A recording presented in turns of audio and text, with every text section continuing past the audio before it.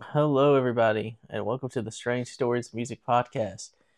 Um, Quick disclaimer today we're going to be talking about some very sensitive subjects like suicide, murder, arson, and Satanism. So, if you're uncomfortable hearing about topics like this or things around that, then I suggest you sit this one out and wait for next week's episode. And another quick little disclaimer I am fighting a bit of a sickness right now, so there'll be some coughs and not going to be as enthusiastic as I usually am, but we'll get through it.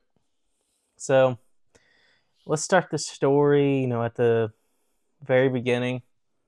And our story today is all about the Norwegian black metal scene in the 90s. Now, sure, a lot of y'all are thinking, what kind of story can you get out of a Norwegian specific metal scene? It sounds like it'd be a pretty boring story. And well, you'd be very wrong. It's some of the craziest stories and a lot of what people think of like the metal stereotypes where it's like they're like scary Satanist people, kind of like all started from this, and they're really the only people to be like that. So let's just go ahead and start at the beginning with how the music started. Black metal is like a lot of metal genres that became a thing only because people wanted a more intense sound from what was available. They the first black metal band was the metal band Venom. And they wanted to have a kind of a death and thrash metal hybrid, and they succeeded in this with their second album called Black Metal, which also coined the term black metal. And this album would kind of be the North Star for a lot of bands to come with what the sound of black metal would be. Now, one thing they did that also would become a big thing for a lot of people was that they made their band very theatrical. Like they'd have like a bunch of crazy imagery, and they would pretend to be Satanists, and they would all change their name. Like the one of the main guys called Conrad, he became Kronos, and went from Stewart to Rage, and one went from Danny to Dante. Yeah, it's kind of corny now looking at it, but like a lot of people at the time believed in this, that's how they actually were, and like thought it was crazy. But eventually they started doing interviews, and anytime they got asked about it, they would say, "Oh no, we don't actually believe any of this stuff. We're not crazy. We're not actual Satanists or anything. We're not insane." And they would say that it's all an act. Uh, and many people who were fans of them and in that metal scene didn't like this. And actually, there's a band called, I think, Bathory, whose lead singer would also become pretty famous. He's a man who would go by the stage name King Diamond, and he would kind of make black metal more what it's like, what we're going to really be talking about, because he would use black and white face paint known as corpse paint. It's kind of like the stuff that Kiss wears, but they would make it look more like just evil. And they were one of the first bands in like metal and also like black metal just in general uh to not do the Satanist stuff as a joke. Like King Diamond actually was a Satanist at the time, and he would have insane lyrics about like terrible subjects I can't even really get into. Um, but which is kind of funny now because he kept those lyrics after he left this band, but like kind of just turned into a traditional heavy metal sound. Um, but anyways, many bands would soon come after them, and they would kind of adopt that style of it. Many of them would be real life Satanists and uh, do occult stuff. And that's going to be the main subject of our story today. The first band in Norway to do that was this Norwegian black metal band called Mayhem. Now, Mayhem is widely known as probably one of the most evil bands to ever exist. One of the darkest, creepiest, just evil bands out there. Then they would become very synonymous in the black metal scene now. their first EP would release in, I believe, 1987, and it was called Death Crush. A great little lovely name, I guess. Uh, and it would start the metal scene there in Norway, the black metal scene in Norway. Uh,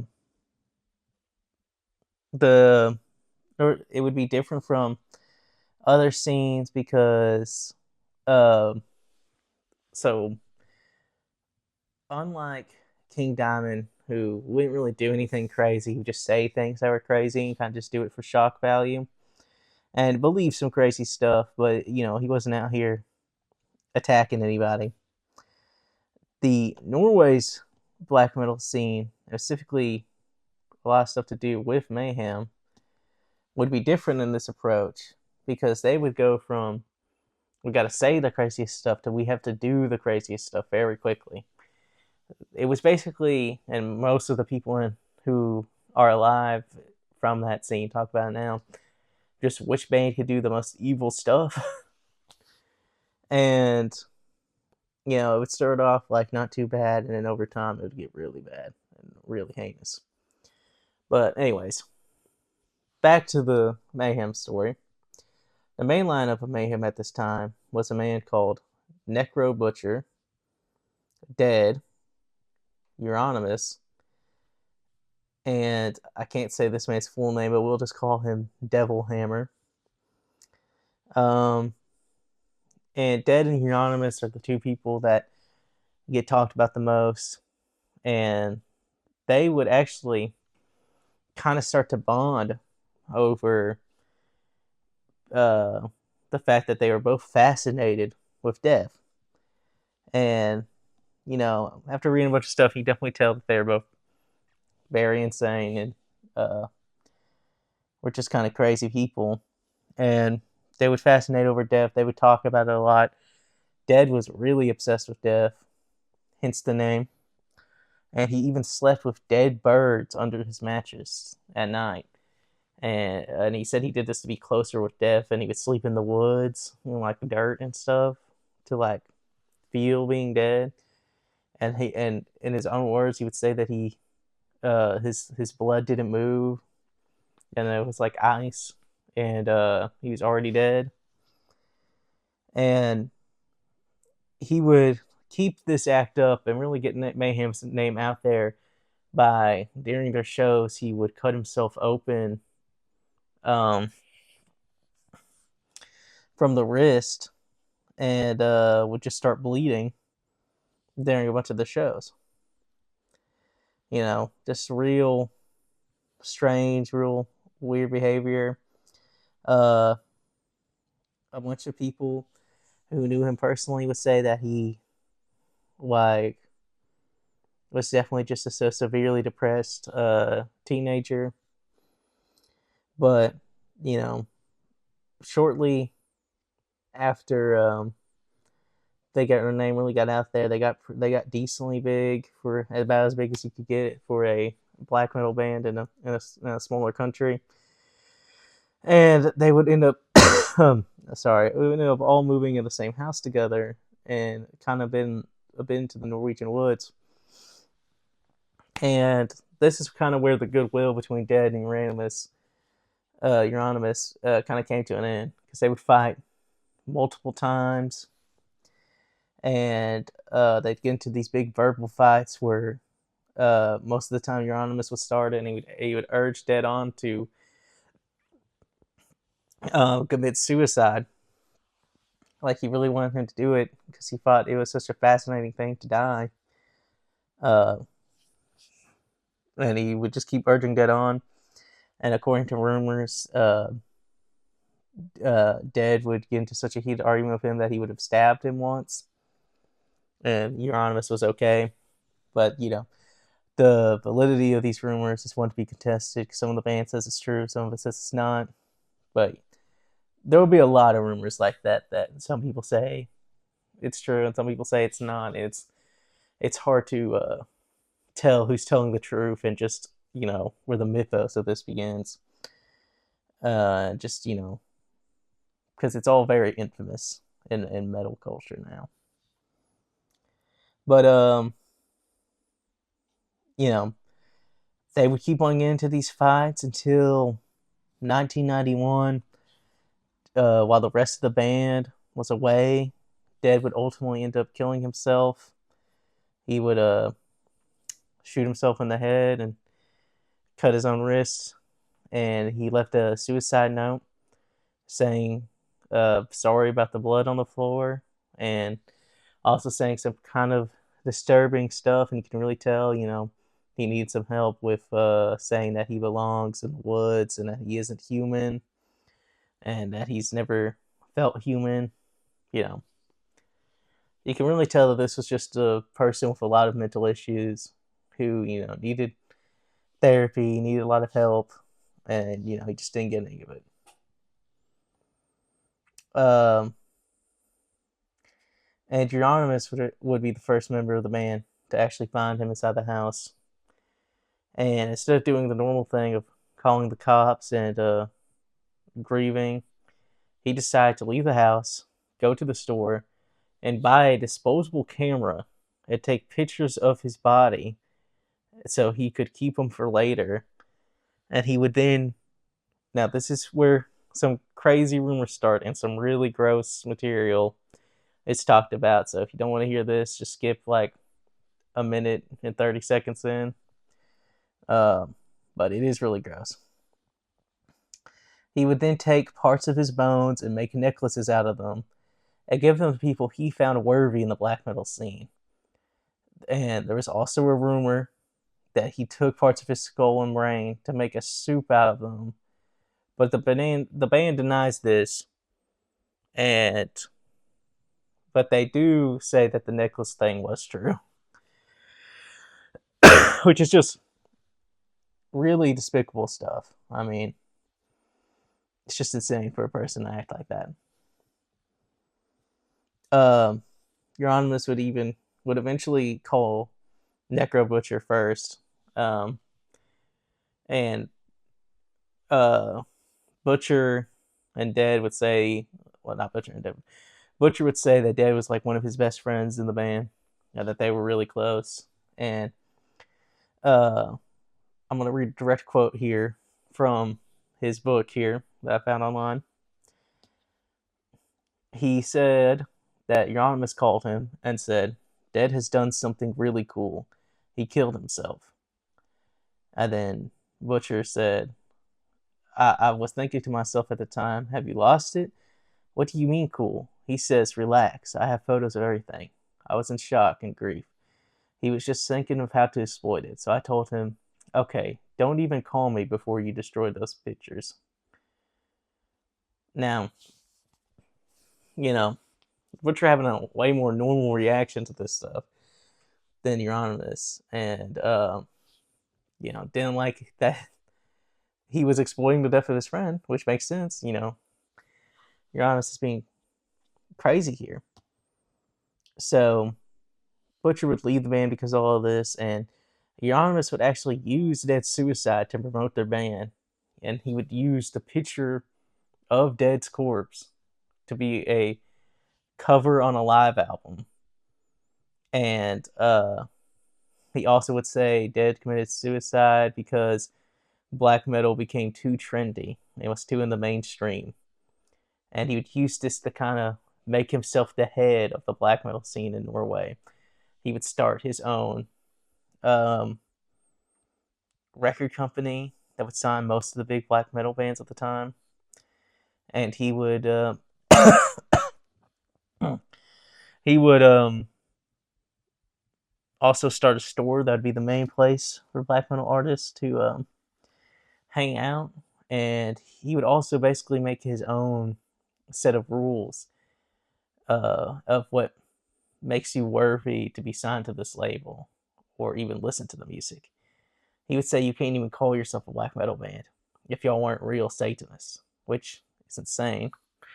And he would also say that only people that he deems worthy should be allowed to buy black metal records. And he would repeat this in multiple interviews he did around the time. And he would just double down on this stuff and be real crazy. Clearly this man wasn't well at all. Um, and with the Satanist Act, they would actually take this to an extreme because Euronymous would have hired a man called Varg, um, and another man called uh, Blackthorn, Blackthorn, sorry, and um, they would push it more into like the real Satanist side of stuff. In fact, they would make most of their lyrics become more about hating on the Catholics and Christians in Norway, and they would actually start a thing that would become pretty prevalent across Norway for the next 4 years. And that would be burning down churches. They burnt down 50 churches in 4 years, different black metal bands. Black metal bands would even use pictures of the churches as their album cover art. And they would brag about it to other people in the scene. And Vargs kind of started all of this. And he would actually, in an interview where he was anonymous, he would say that he was burning down churches, and he also claimed he killed a man in a nearby town. That a man did die around that time, and this would cause a lot of cops and media attention to the record shop and to black metal as a whole. Fairly putting it in a negative light. And the cops would arrest them a couple times, but they didn't really. For most black metal people, they didn't really have any solid evidence except for hearsay to put him away for a long time. So all they could really do is take him in for a couple months, but that was about it. They didn't have too much they could do.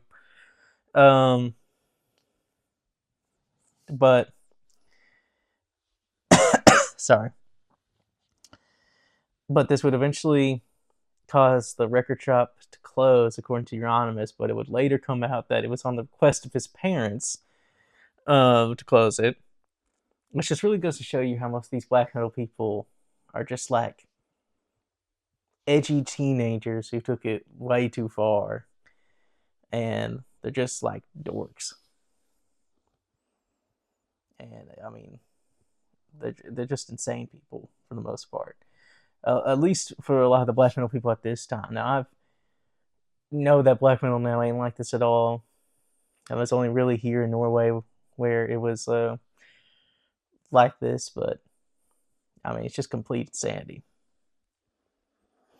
But Varg wasn't a fan of the fact that the record shop was closing and that the black metal hangout spot was no longer a place, and then it would kind of start this power struggle that would ultimately end in early 1993 when tensions would keep on escalating between Euronymous and Varg, and it would end on the night of August 10th, 1993. Varg would go with Blackthorn, Blackthorn, and travel to Euronymous' apartment.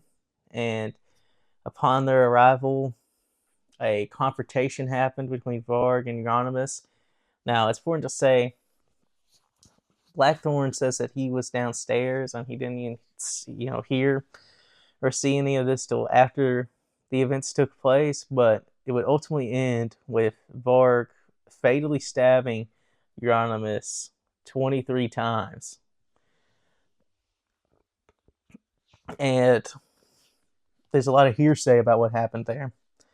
Varg says that Euronymous had plotted to torture him to death and videotape the event to use as a PR strategy, basically, under the context of signing a contract. But, that's contested by a lot of people. And on the night of the murder, Varg claims he intended to present Euronymous with the signed contract and tell him to leave the band, but that Euronymous attacked him. And Varg claimed that most of the stab wounds wasn't actually stab wounds, and they were all inflicted by broken glass when he fell during the struggle. But Varg was arrested within a couple days, and a couple months later, he was sentenced to 21 years in prison, the maximum sentence. That's the maximum sentence in Norway for both the murder and also the church arsons. He was ultimately released in 2009, and Blackthorne would get 8 years for his role in all this. He contested that he played no role in his murder. And the band would kind of effectively cease to exist because only the drummer and the guitar player would stay. So, can't really do a band with just those two people. So they would ultimately cease to exist. And what's actually crazy about all this is that the media asked what Butcher's reaction to all this, and he would say that he was a fan of all that happened, and he actually planned to electrocute and knock out Euronymous and torture him to death for the way he treated Dead as a kind of revenge. Eventually, Mayhem would come back later in the 2000s. Nothing crazy would happen after that. It would be led by Butcher, and now they just kind of tour around and play their old songs. But this really goes to show how crazy some people can be, when in the right space to be crazy. Just all of this is insane, and most of it's truly, all of it's truly disgusting. It's just crazy that they were allowed to do all this stuff for so long. And the church arsons in particular stand out because I don't know how more of them didn't get arrested when there was 50 different church burnings. And I think there's more, but we don't know if, these are just the ones that are speculated, almost confirmed to be from a black metal person. And people have died in these church burnings. Some of them were attempted and some of them were successful. But one of them, a burning of a Methodist church in Norway, would have a fighter killed trying to stop the fire. And, these people would get away with it for the most part and be scot-free. It's just insanity. But that's most of the story here. We got one little other short story involving this scene. The lead singer of one of the biggest death metal bands that wasn't Mayhem at this time was a band called Emperor. And their lead singer was also pretty weird, but he wasn't as weird as some of these Mayhem people from just first impressions for most people. But one day while in Norway at a bar, he got asked out by this gay man if he wanted to go out into the woods and and the lead singer's name was Faust, and Faust said yes, but Faust wasn't gay. He went out there with the intent to kill him and succeeded because he stabbed him 20 something times for no real reason. When asked about it, I'm pretty sure he says that he wasn't even homophobic at the time. He just did it in an act of passion. He just did it just to do it, basically. And the craziest part about his story in particular is that he also claimed to have killed another guy that I think he was also convicted for. But he went to jail for 14 years and got out. And then Emperor let him be their lead singer again. It's just crazy. And I mean, I think he's still playing music, which is kind of insane. I don't know how people can support him after that. I mean, I get that he's now acts apologetic towards it, but you still killed a guy. Um, it's just insane. And Norwegian black metal and Swedish death metal scenes would have a bit of a rivalry, and uh, they would even like get into fights on multiple occasions. And uh, going back to Mayhem for a quick second here. Um, um, Mayhem's Varg, the guy who killed Euronymous, would eventually get out of prison and go onto sites like 4chan to spread like neo-Nazi propaganda and uh, talk about that. And he like lives in the forest of Norway now and just kind of makes videos. And he's like clearly insane in all these.